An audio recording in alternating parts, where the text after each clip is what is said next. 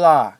Dando continuidade aos nossos estudos bíblicos, a nossa leitura simplificada, veremos os capítulos 6, 7, 8, 9 e 10 do livro de Josué.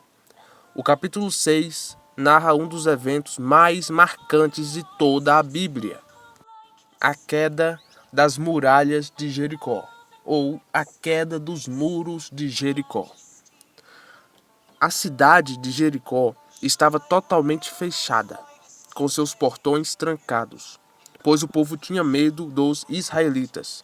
Então Deus diz a Josué: entreguei Jericó, seu rei e seus guerreiros em suas mãos. O Senhor dá instruções específicas e incomuns sobre como conquistar a cidade. E estas foram as instruções de Deus. Durante 6 dias, todos os guerreiros devem marchar ao redor de Jericó uma vez por dia, acompanhados de 7 sacerdotes, levando trombetas de chifre de carneiro diante da Arca da Aliança. E eles deveriam fazer isso em silêncio. Porém, no 7º dia, eles deveriam marchar 7 vezes ao redor da cidade. Os sacerdotes devem tocar as trombetas e o povo, ao ouvir o toque prolongado, deve gritar fortemente. Este foi um pedido tanto inusitado e incomum da parte de Deus, já que ele promete que, depois de fazerem isso, os muros de Jericó iriam cair, desmoronar por si só. Josué obedece exatamente como Deus ordena. Durante 6 dias o povo marcha em silêncio ao redor das muralhas. No 7º dia, ao completar a 7ª volta, os sacerdotes tocam as trombetas e Josué diz: gritem, porque o Senhor lhes entregou a cidade. As muralhas de Jericó caem completamente e os israelitas entram e tomam a cidade. Eles destroem tudo, conforme Deus havia ordenado: homens, mulheres, animais e bens materiais, exceto Raabe, aquela mulher, e sua família, que são salvos porque ela havia protegido os espiões. A prata, o ouro e os objetos de bronze e ferro são separados para o tesouro da igreja, do tabernáculo. Josué também pronuncia uma maldição: quem tentar reconstruir Jericó será amaldiçoado, perderá seus filhos no início e no fim da obra. Futuramente, na época de Jesus, essa cidade é reconstruída e, segundo a tradição, o seu construtor perdeu seus 4 filhos. O capítulo termina dizendo que Deus estava com Josué e sua fama se espalhou por toda a terra. No capítulo 7, após a grande vitória em Jericó, o povo de Israel sofre uma derrota inesperada na cidade conhecida como Ai, por causa de um pecado oculto. E tudo isso porque um homem chamado Acã roubou o dinheiro da igreja daquela época. E tudo começou da seguinte maneira: Josué envia alguns homens para espiar a cidade de Ai. Eles relatam que é pequena e não exige muitos guerreiros. Josué manda cerca de 3.000 soldados, mas o que acontece é que eles são derrotados. 36 israelitas morrem e o povo fica com medo, e Josué se prostra diante da Arca da Aliança, lamentando e perguntando ao Senhor o motivo da derrota. Deus responde: Israel pecou. Pegaram o que era consagrado, roubaram, mentiram e esconderam. Enquanto o pecado não fosse removido, Deus não estaria mais com eles. Então Deus instruiu Josué a reunir todas as tribos e descobrir o culpado. O sorteio divino identifica Acã que confessa ter pegado um manto babilônico, 200 moedas de prata e uma barra de ouro. Ele havia escondido tudo debaixo da sua tenda. Josué envia mensageiros que encontram os objetos exatamente onde Acã disse. Em seguida, são levados ao vale de Acã e também a sua família, e apedrejados, e tudo é queimado. Depois disso, a ira de Deus se afasta de Israel. Depois da derrota na cidade de Ai e da punição de Acã e de sua família, Deus restaura sua aliança com Josué e o povo.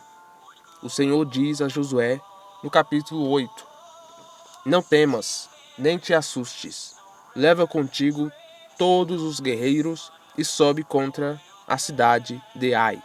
Entrego em tuas mãos o rei, o povo e a cidade. Desta vez, Deus permite que o povo fique com os despojos e o gado como recompensa. E aqui também menciona a estratégia utilizada por Josué para vencer de maneira inteligente o povo de Ai. Ele divide o exército, enviando uma emboscada para se esconder atrás da cidade, enquanto o restante do povo se posiciona à frente. Quando o rei de Ai vê os israelitas, ele pensa que eles estão fugindo novamente, como antes, e sai com seu exército para atacá-los. Nesse momento, Josué estende sua lança, o sinal combinado com o grupo emboscado, que entra na cidade desguarnecida. Ou seja, enquanto os soldados daquela cidade corriam atrás dos israelitas, os outros soldados que estavam escondidos por detrás da cidade entram na cidade e colocam fogo na cidade. O rei da cidade é capturado e enforcado. A cidade é totalmente destruída e transformada em ruínas permanentes. Após a vitória, Josué constrói um altar ao Senhor no monte Ebal, conforme Moisés havia ordenado, e oferece sacrifícios de paz e holocaustos. Ele escreve nas pedras uma cópia da lei de Moisés e lê todas as palavras da lei diante do povo, incluindo as bênçãos e as maldições. Todo Israel, homens, mulheres, crianças e estrangeiros, ouve atentamente.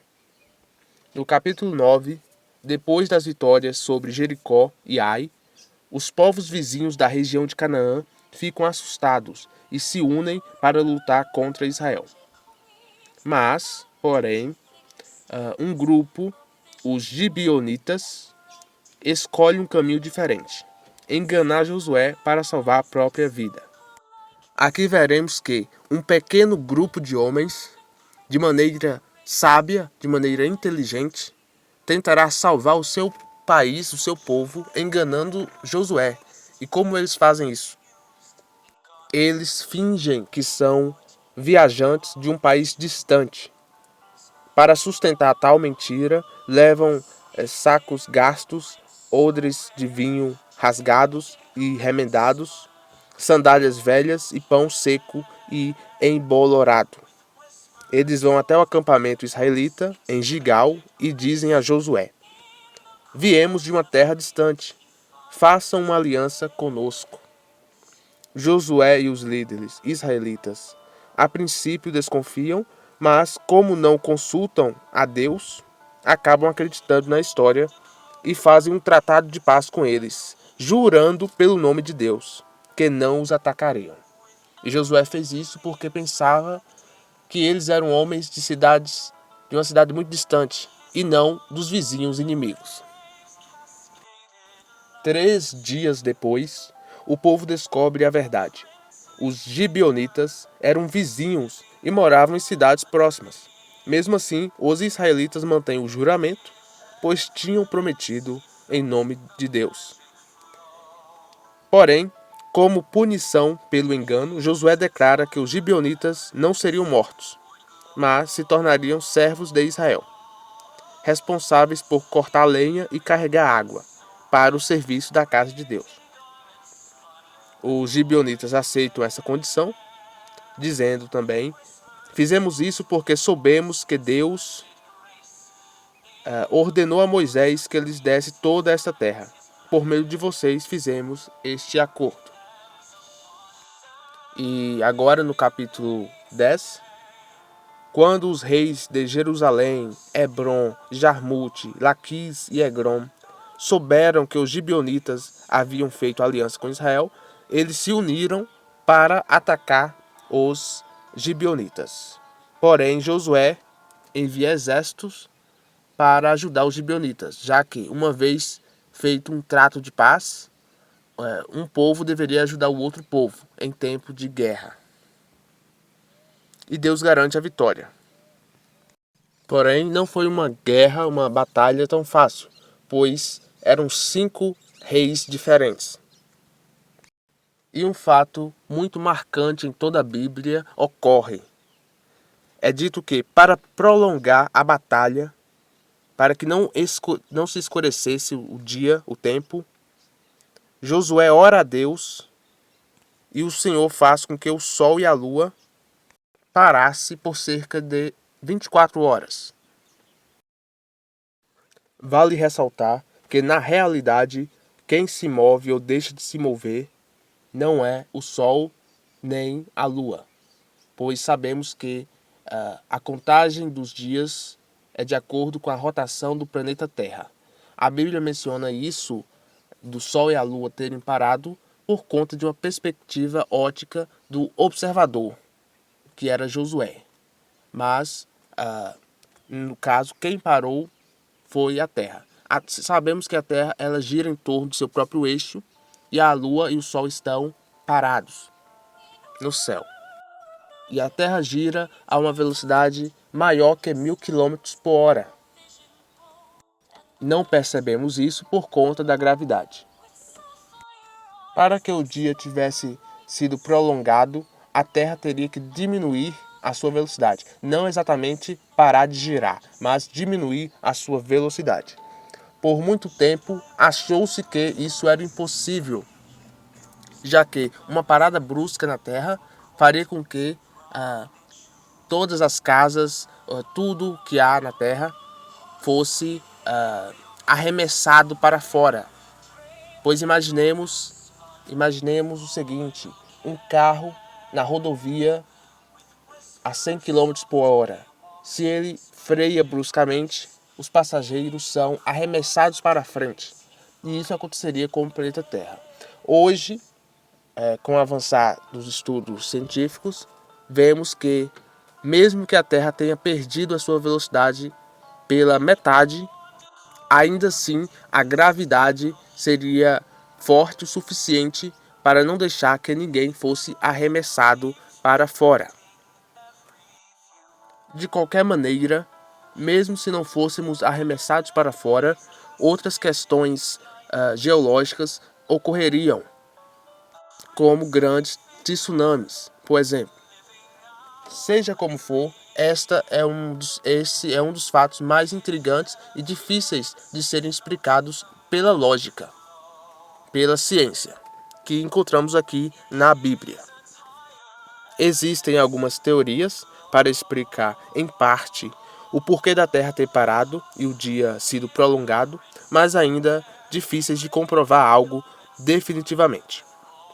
Vale ressaltar também que, além desse fato bíblico, outro evento aconteceu fora da leitura bíblica, da narrativa bíblica, em que diz que a noite demorou a acabar e por várias horas. Tudo isso aconteceu durante o reinado de Tito II, 15º monarca do Império Antigo. Há uma narrativa que conta essa história, que a noite demorou de passar por várias horas. E dando continuidade ao capítulo, para finalizarmos, depois Josué e os israelitas matam milhares de inimigos e penduram os reis nas árvores até a tarde, cumprindo uma ação de juízo. Finalmente enterram os corpos e garantem que Israel conquiste o território todo daquele lado do vale, sem que reste resistência. Uma parte que tenta fugir, é dito que Deus enviou saraiva de pedra e fogo do céu para os matar. Até isso aconteceu naquela batalha. E o capítulo também lista várias cidades conquistadas por Josué, mostrando o avanço de Israel em direção a Canaã. E aqui concluímos mais um vídeo.